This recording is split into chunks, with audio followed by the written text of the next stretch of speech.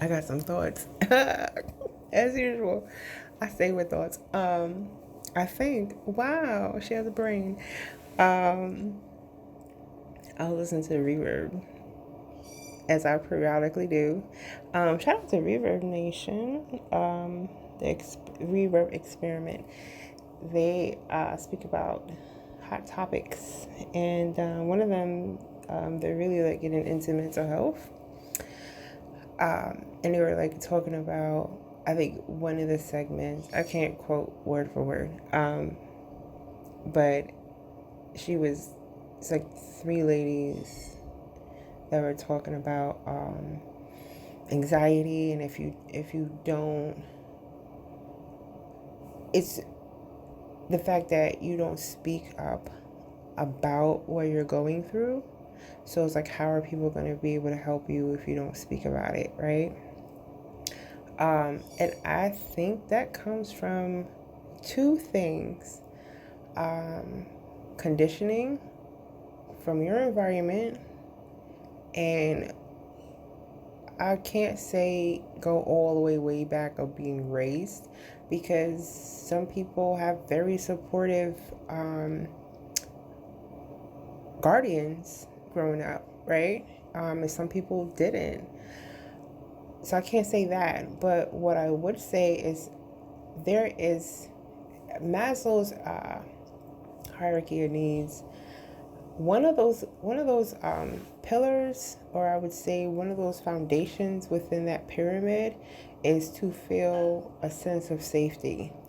And yes, safety can go into being a physical thing of, yes, you have a home, you're not out in the elements, you're not susceptible to a crime being subjected onto you, nothing like that. I'm talking about safety to be yourself, safety to show your wounds, and you have that almost like sanctuary that you're able to do that. Now, I'm sure at one point in your life, from the time you were a baby, you you spoke or expressed your pain or how you felt at that one point particular time, and it was either accepted or rejected. Whether it was when you were a baby, adolescent, small child, to adulthood. There was at one point, or many points, because we talk about how we feel at all the time, because your amygdala is the oldest, damn near the oldest part of your brain. It's the lower parts of your brain. So those are the most developed, right, and most matured. So you're gonna have emotions, period. From the time you're a baby, you're gonna have emotions. So whether you're gonna express it now, whether it was taken and acknowledged, right, to the point where you feel safe that you can now do that again and have that rapport with someone else that you trust, that's a different subject.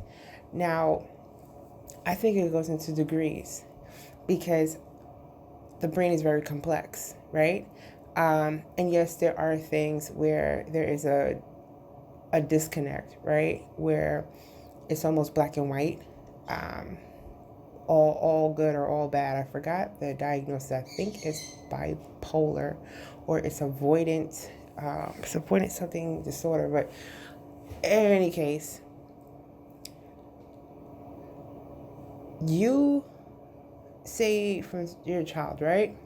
Whether who was raising you, either your mother, father, grandparents, aunt, uncle, whoever raised you, you expressed how you felt from the time you came out of the womb.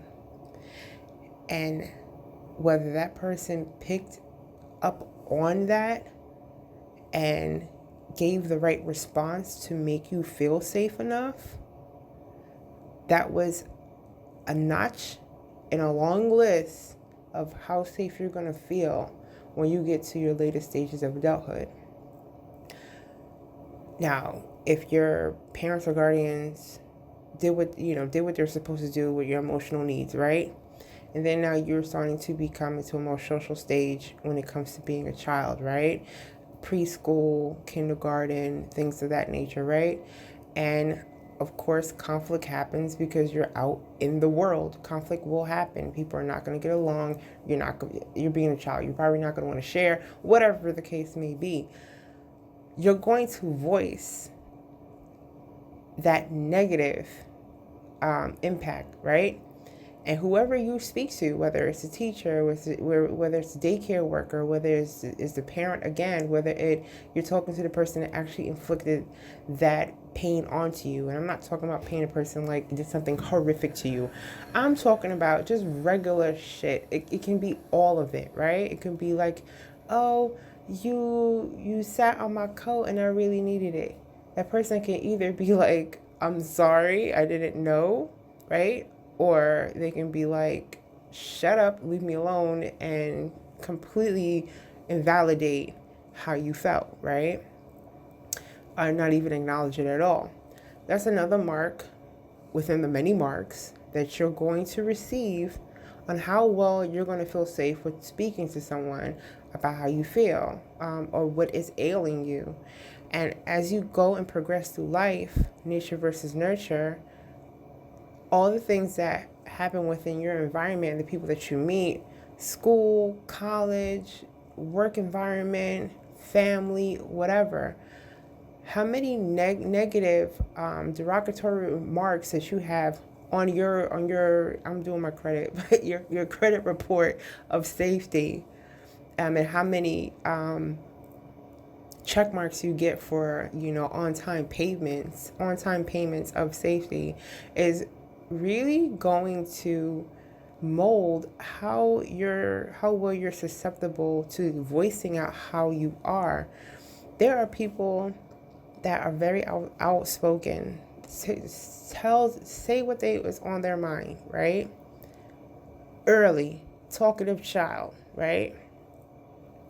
And then there are people like how I grew up. I was very quiet, extremely quiet kid. You would have not known I was even there.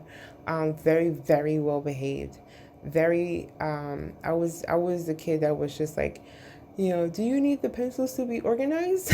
Do you need it? I was always the person in charge of like the hall pass. Of course, influence of like both. I went to school with both my parents. I worked in the education system, so I didn't really have the luxury of being any other kid. I was always my parents' kid. So I didn't get away with shit. So it was just like I was on a straight and narrow at all times. But I was very quiet. And it's a reflection of that, because if you are talkative, right? And it's not like you're talkative because you can talk about everything else except for you. But if you're the type of person that has always voiced your opinion and felt no way about it, there was an acceptance there at one point in time in your life that you were reassured that talking about how you feel is okay. It is safe to do so. And your confidence built upon that. And that's the reason why you're you're able to pretty much do a podium speech or whatever, right? Some people have to work towards that. I had to work towards that. Now people will not believe. They'll be like, oh my God, you must be the most talkative person ever. And I'll be like, not really. I just started talking like for like the past 2 years. I got a lot to say, but until I run out of things to say. But I think there's a safety issue there. And I feel like a lot of people feel that they cannot speak about if they're going through something major. I know they were touching upon anxiety and like panic attacks, and you can't really talk about how you feel. And it was like a shift of responsibility, right? And it was just, well, you don't speak about it, right? But then it's like, let's dig deeper as to why, right? Psychodynamic. Why? What happened in the past? Why you feel like you can't do this, right? If you're doing like behavior and like cognitive, like you're literally just looking at the present and seeing ways on how to fix what you have right now, but you're not looking at the root cause of why you do that, why you don't disclose things, right? Where you feel like you're the only person that can help you. I think innately we all want help. We're social ass creatures. That's what we do. We don't have a brain for nothing. We don't have a complex system for nothing, right? We communicate through body, through sound, through our voice, through our words, through pieces of literature, through poems and music, and so there's so many ways to communicate. And you mean to tell me that someone truly just doesn't want to do it innately? They weren't born that, like they were born that way, not wanting to do that. There's something that happened why that person feels like, I don't want to talk about it. And maybe because they feel like they can't talk about it, right? And maybe the reason why they feel like they can't talk about it is because they try to talk about it and they have way too many derogatory marks on their credit report of safety that now they feel like who would want to listen, right? It's not the fact that who will listen, but who would even want to listen. It's like been there, done that type of thing. And I think that once you are aware that you keep things to yourself and you're not verbal enough when it comes to your pain, or not even verbal, just you don't communicate, period. There is no like rapport with the person you're with. Some people are in relationships, some people are married, some people are with loved ones, some people, the friends. And if you don't have a rapport, you cannot when I'm doing this is what this means. Or just flat out say how you feel, because sometimes you don't even have the words on how to form how you feel. You just feel it, right? It's just so much that compiled into this huge ball of derogatory remarks, past hurts in your life, and to untangle this long thread that is now tangled into this huge ball, it's going to take a lot of talks. And other people are living their lives, right? And it's crazy because I can't talk about anybody else. I myself, my train of thinking was, you already have your own life. And everyone in life has their own problems that they have to deal with. So why would I burden you with mine when you're just trying to live life too, right? And that person could be doing like 20 billion times better than me, but it is not their responsibility to help me, right? They're already like battling their own life, right? Not saying that they're doing like horrific, but you ever notice this, that the higher you go, the bigger your devils, like God knows, like he trains you for this, but then you battle into completely different Goliaths. So that was my thought process when I came to speaking to people. I didn't want to burden people, and it was very much, if that person was helping me, I automatically went to, I'm sorry, and I still do this at times. I went to the dentist office. He literally was just doing his job. And he literally told me, it didn't register for me until he said it. And he was just like, stop apologizing. Like, I'm just doing my job. And it was just like, oh shit, I'm doing it again, right? Those things never go away because it's habits. They're habits that I have accumulated. To say sorry if someone is helping me. If anyone offers help, do not be a burden onto them. If anybody goes, so you want to go out for lunch? No, I'm okay, because I don't know your financial situation. You can have $1 billion in the bank. I don't know this though, and I'm not going to take for granted, and I'm not going to assume that I'm just going to do X, Y, and Z, because there's times where I've helped people and I literally had like $5 to my name But it was just like, do you want to get a cup of coffee? And if that person orders like a $5 coffee, you'd be like, fuck, how the fuck am I get home? It's like, I wanted to help, but I know like I didn't have all of it. So it's just like, I have to assume. That was just my thought process. I just literally assume like, don't be a person that orders steak off the fucking menu. Like, be very conservative and thank you, thank you for wanting to splurge on me. I don't care if it was a cup of coffee or water. Thank you for splurging on me. You didn't have to do that. And I kind of went through life not voicing how I felt from the time I was a little girl. I was to be seen and not heard all the time. All the time. And it's just like in I guess tradition, I can't say, in a lot of traditions and a lot of cultures, that is something that is like one of the first lessons that people teach their kids. You're to be seen and not heard. God forbid you're heard. It's embarrassing. Like, God forbid, like, that's like my son, we're going out, like we're outside, and he's just like, I don't want to go. Instead of me just looking at him like, you're to be seen and not heard, it's more like, well, why don't you want to go out? And we'll have a whole like conversation. And by the end of it, we'll come to okay, well, if you don't want to do that, how about we do this, right? And if it's something that he has to do, it's just like, well, think about the consequences if you don't do it, right? That's like him not wanting to get a shot, right? And he'd be like, well, you need a shot because it's only going to get worse. Like, and I'll give a scenario, be like, well, this person did this, and I'll even give a video. He doesn't like to blow his nose. Does not like to blow his nose for nothing. I had to show him someone going to the ER or going to the doctor to get a humongous booger taken out. And I was just like, this is what's going to happen if you don't get that booger out.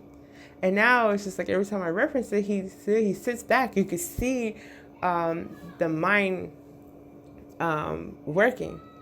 And he starts to think about it like, yeah, I don't want to go to the doctor. And I'm just like, are you ready to blow your boogie out? And he's just like, yeah. But it's more like not talking at the person, but really sitting down and talking with the person and letting the light bulb click in their head, let it make sense. Because that's the only way that whatever I'm saying, that information gets logged into your long-term memory. Now, I want it to be a positive memory and not a negative, like, attached to pain or attached to trauma or attached to whatever type of thing to be launched in. I want it to be a positive thing. So whenever he thinks back on it, it's just like, well, I don't want this to happen. I know mommy's trying to help me, so let me just do X, Y, and Z. And then it'll graduate to, well, let me do this on my own because I can feel it forming, And please don't ask me, like, why does he like to blow his nose? He's just one of those kids that he doesn't like the feeling of it. He gags, sometimes throws up. I don't know what that is, but I try to work with him on it. So this way it's not a traumatic experience of me, like, just taking, my finger or whatever type of object to get it out. That's going to freak him out.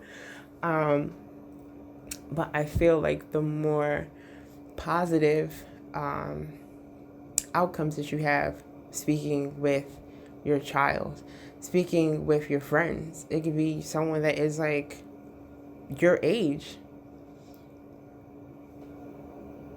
I wanted help.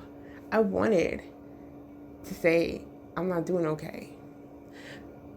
But everybody I spoke to, literally, I want to say everybody, but damn near most of them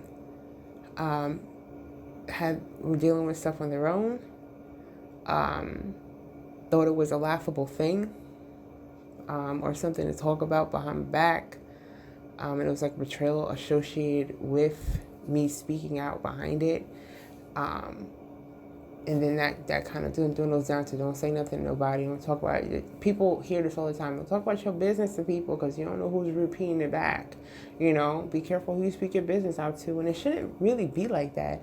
If someone is your friend, there should be no betrayals, right?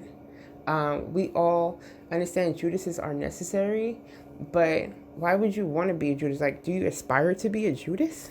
Like, who aspires to be a Judas? Like, I want to hear all your problems so I can spread it, or use it against you. And people do that, right? Even I've done it. How many times have we got an argument with a significant other and we've like literally threw it right back in their face, and then you feel like a dick. I used to feel like a straight dick afterwards, because you could see, like, as soon as you say it, you wanted to take it back because you could see the pain inflicted, and it was just like, wow, I'm a dick right now, And I think about all those times that I've ever done that, and it'd be like, I don't want somebody to do that shit to me. It ain't no fucking way. I'm gonna look at you like door slam. Like, don't ever talk to me again.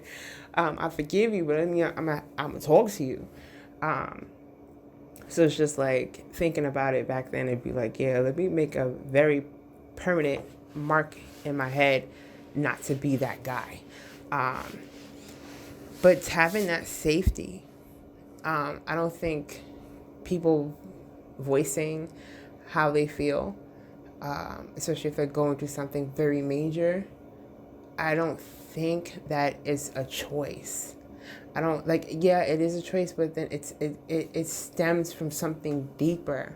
And I think that we have to really like dissect the layers, because everyone is different. Everybody has different sets of variables as to why they speak about it or they don't speak about it. Because some people have spoken about their issues, and some people use them talking about their issues to make like a sob story, right?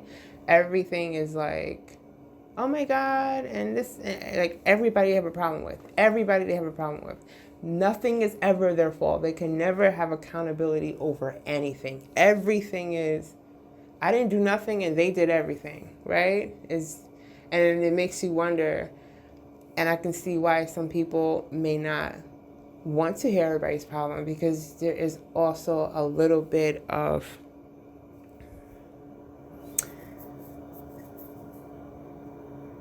uncertainty of the motives of that person, right? Because some people will be like, oh, you're just using sob stories to manipulate me, right? We're like, oh yeah, I need to get this car, and I'm late on one payment. I just need somebody to, I need to pay my rent, and and everything is always that type of thing. And they never like, well, maybe like you should have saved, maybe you should have worked on your credit. That's what I'm trying to do. So it's just like not trying to help themselves at all, but having that handout of like, I need help, you help me, right? And yeah, it's cool to ask for help, but it's not okay for you to abuse it where you're not even trying to help yourself. I think that also comes into play too, especially when it comes to over the generations. That is something that we have seen and learned and have discussed within family tables and in the kitchen with all the aunts and grandmas and mothers, things of that nature. It's you have to really think about. But I do feel like honest dialogue with yourself, an honest dialogue with people that care about you and that you care about is key. And if you're going to if you want to have dialogue with someone that you think like, oh, this person may need help, be open to hearing their language, because not everyone is verbal with how they speak, how they communicate their pain. Sometimes it is, she hasn't gotten out of bed in like a week. She hasn't showered in a week. Are you okay? Please don't be the guy that's just like, she hasn't showered in a week. Ha ha ha, she stinks. How is this helping anything? It's like, you're not helping. You're actually becoming part of the problem. And then you wonder why the person doesn't get better, right? So I think that is really find your intention with that. Really define it. It's almost like a logic model. Shout out to Pat. That's my twin. We got the same birthday. He told me how to do logic models. But like, you pretty much have a objective goal that you're trying to do, and it's just like, I want to help this person with their pain. And you have to think of all the things that are required for you to do this. And all, what is this going to cost you? What is this going to cost them? What is the outcomes? What is the short-term outcome? What is the long-term outcome? And you really, it's like doing a SWOT analysis of yourself. You're doing a logic model on how you can be an asset and not a liability to that person. I don't know. Hopefully it makes sense. It makes sense in my head. I communicate, but sometimes my words fumble.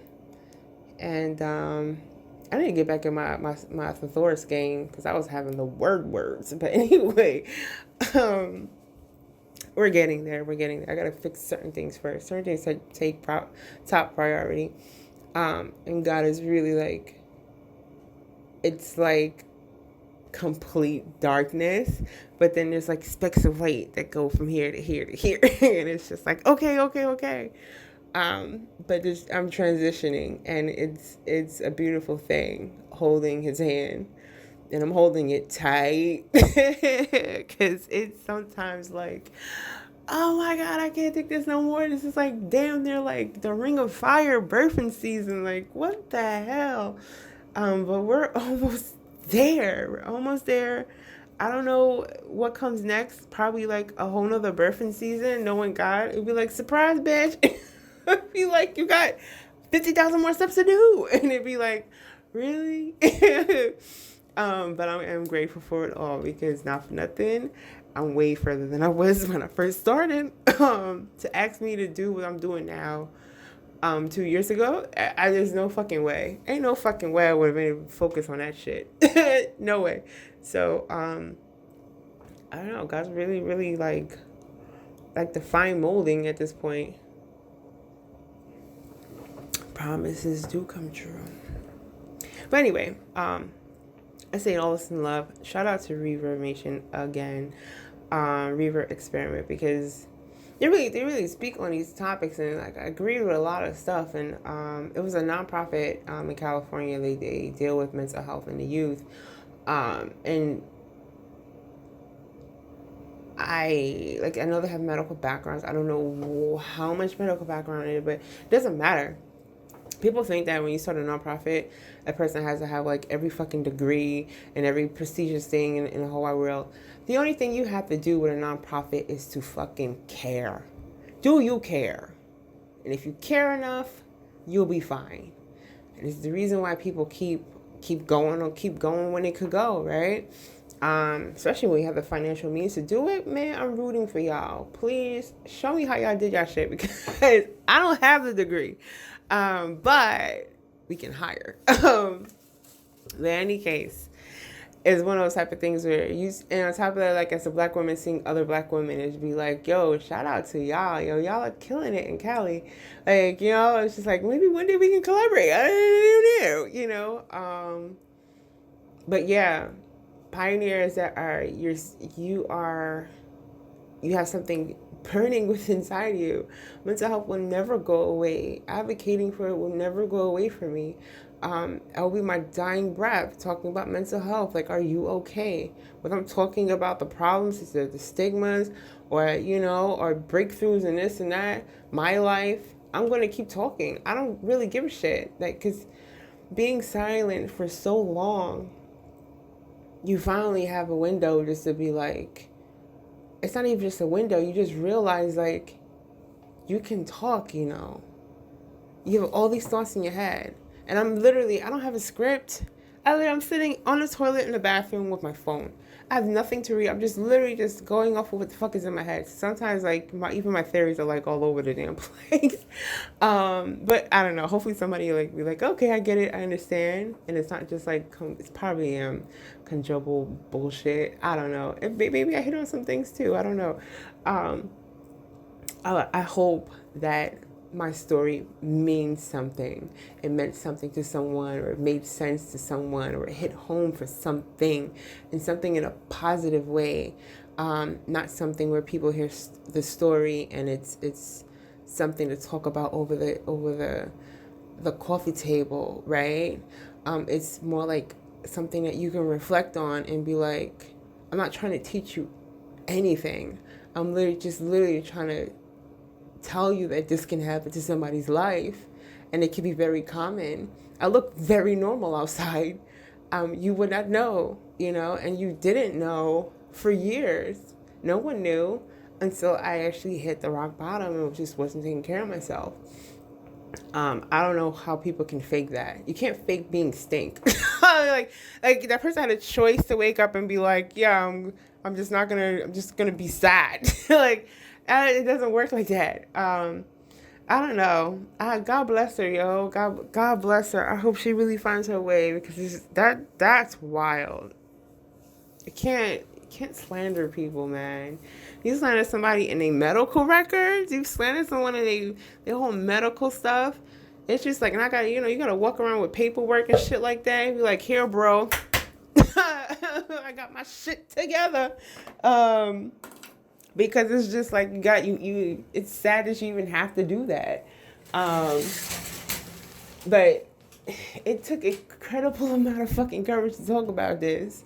And people, they look at you for like longer than they need to. And it's like, I don't know who's friend or foe. And, some people give you the nod of like respect. Some people give you a smirk. Like, some people, they literally cover up their mask. Like, oh my God, it's a stinky chicken. Be like, that happened like a few years ago. Stop it. Be like, I'm literally working on everything. I'm fine. Some people get it, some people don't, but that's okay. As long as you're self-reflecting on it, right? Because at some part, in some way, whether you were the person that was inflicting, or you got inflicted, at some point in time, you have seen mental distress at some point in your life. Whether you were resilient, right, and a bounce back, you were able to do that, and some people were not able to do that. But at some point in time, you have seen, witnessed, indirectly or directly, you have seen mental distress. So something to really think about, and in the future, not to be the person that is the inflictor. Be very mindful what you do, and make sure you have all your information. Don't go on unconscious bias. That's a big one.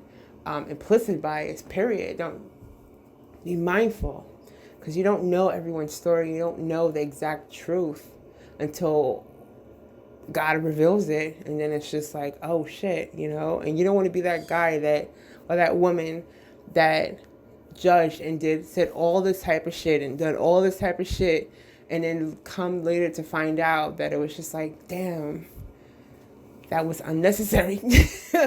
Majorly unnecessary. You probably can cause more damage, right? Especially if that person is not ready for that type of pain that you inflicted, or they're still like growing, or they're still healing in particular areas. You may touch a real soft spot. Like, you don't know. It takes an incredible amount of strength to heal, man. And if you're able to do that, it's just like, yo, I fucking commend you. And if you're not able to do that, I still commend you, because you're still here. You're still breathing. You're still waking up every day. And even though it's hard, I get it. I fucking get it. Trust and believe I get it. I love you. And you got this. I don't give a fuck if you gotta look and stare at the ceiling for hours on end and just contemplate fucking your life or your problems. You're doing the first step. You're doing the third step. You're doing the 20th step. You're doing something. And that's strong as fuck. I'm sorry, but I'll give you a Nobel Peace Prize if you're able to get yourself from out of a dark fucking place. That shit is just like, bro, you deserve your doctorate on your life. If you're able to do that, if there's a possible outcome of death when it comes to particular problems, and you're able to solve it, that's a Nobel Peace Prize. Straight up. Nobel motherfucking Peace Prize. Okay? Suicide is very rampant. And you're able to get yourself out of suicidal ideations and attempts and all that. And you're better.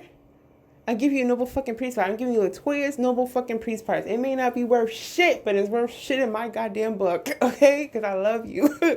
And that shit is hard, yo. It's hard to do. God loves you, yo.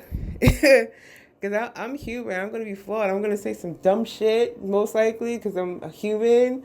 And I'm probably going to rub you the wrong way. And it probably something that's like, I didn't even mean it like that, you know? And since we don't know each other, we can't really communicate and really talk about it. Please tell me what platform I'm fucking on. It was like, I'm the person that's talking all the time and I don't get paid a dime. And it'll actually it'll be like, at this point, I don't really want to get paid. Fuck it. I don't care. If I'm helping someone, I will fucking, no problem. No problem. It's no skin off my fucking back. Like, I'd rather that I see people go for the better. And yo, like, I'm an advocate for God. So it'd be like, I'm not gonna be like, I'm a Christian and I'm a da-da-da. No, I'm an advocate for God. So even if you be like, yo, I said a fucking prayer, yo, I started praying. And you're like, oh shit, okay, I see you. I'm being so happy. Okay? So you're like, yo, like, yeah, church is cool. And you'd be like, yeah, I went to church and be like, hoorah. But if you just prayed, like, that shit is like, I'm gonna give you a hug fucking 1,000-fold. Because it'd be like, that's what helped me. Like, and if I can get as many people to be like, yo, I ain't got nobody, but I got God. Yo, when I say He will get you through any fucking thing, He will get you through so much. And information, yo, knowledge, learn. Sometimes it's fucking hard. I procrastinate like a motherfucker. But God working on me. But you got this, y'all. You really do. You're stronger than you think. You're braver than what you are, and you're smarter.